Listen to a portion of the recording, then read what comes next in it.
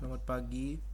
Kali ini saya akan menjelaskan tentang analisis pembentukan tim reforma agraria dalam penyelesaian sengketa PT Lohan 3 Sipef dengan kelompok tani.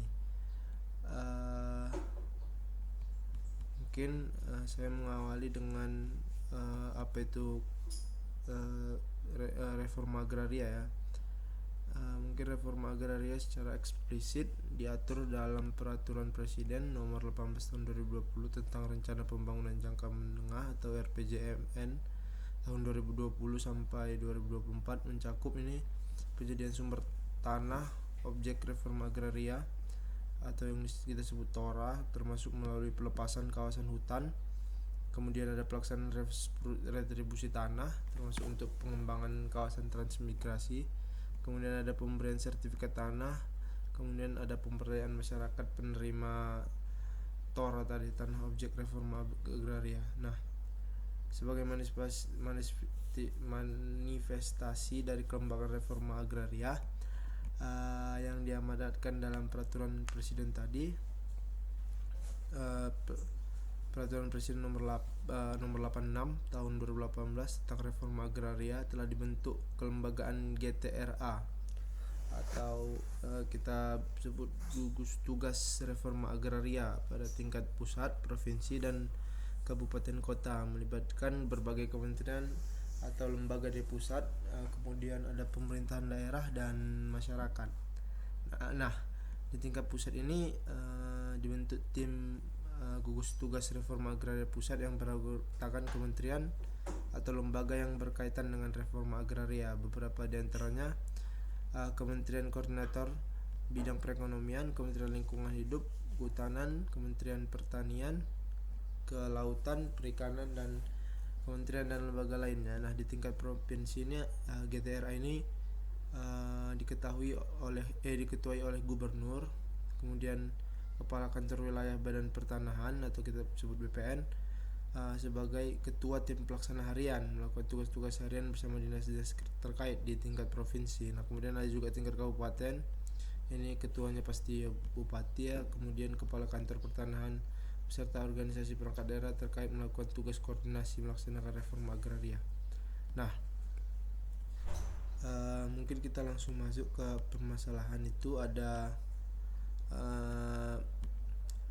sengketa lahan antara kelompok tani bersatu Desa Meranti di Kabupaten Labuan Batu dengan PT Tolan 3 Sipef atau biasa disebut PT TTS.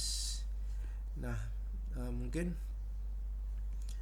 diawali dengan apa itu PT Tolan 3. Ini PT Tolan 3 ini bergerak di bidang perkebunan ya.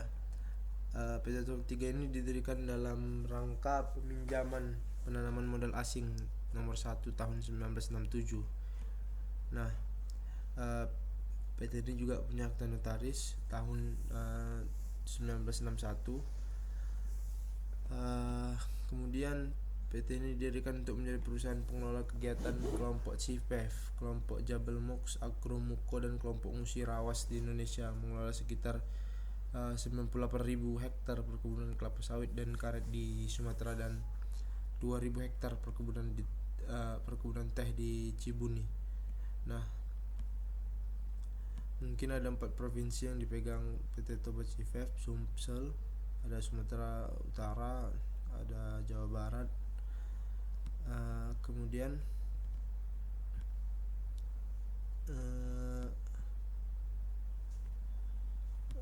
permasalahannya dengan kelompok tani bersatu itu ada tentang sengketa lahan ya.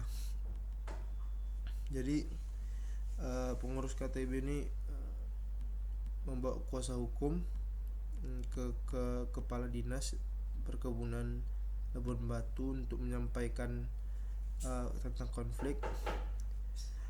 Mereka itu meminta Kepala Dinas Perkebunan untuk segera menyelesaikan sengketa lahan tersebut yang terjadi antara mereka dengan PT Tolan 3 Sipef.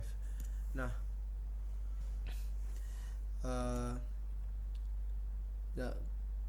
Kepala Dinas ini meminta kelompok tani dan kuasa hukum untuk bersabar dalam proses penindaklanjutan yang akan dilakukan oleh kedinasan tersebut. Nah,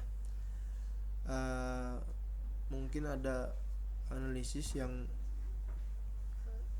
kita lihat bahwa penyelesaian yang dilakukan kepala dinas tersebut ini dengan cara untuk membentuk sebuah tim. Nah, ini kan sesuai dengan apa yang disampaikan oleh Presiden Jokowi tentang reforma agraria gitu. Dia mencoba membuat tim reforma agraria.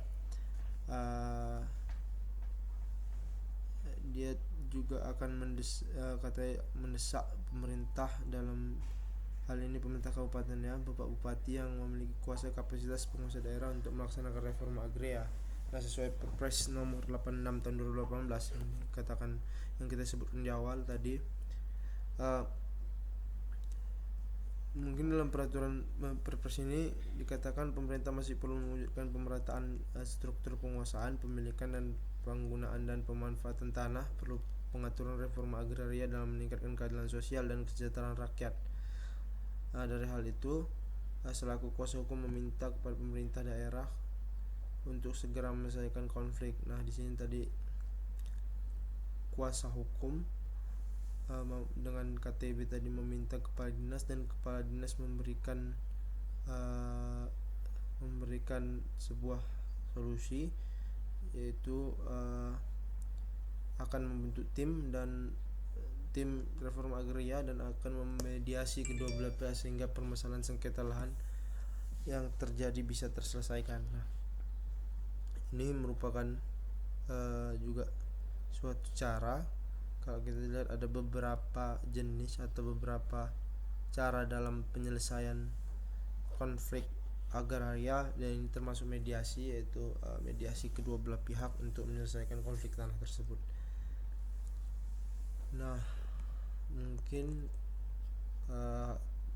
hanya itu yang dapat saya sampaikan. Terima kasih. Selamat pagi.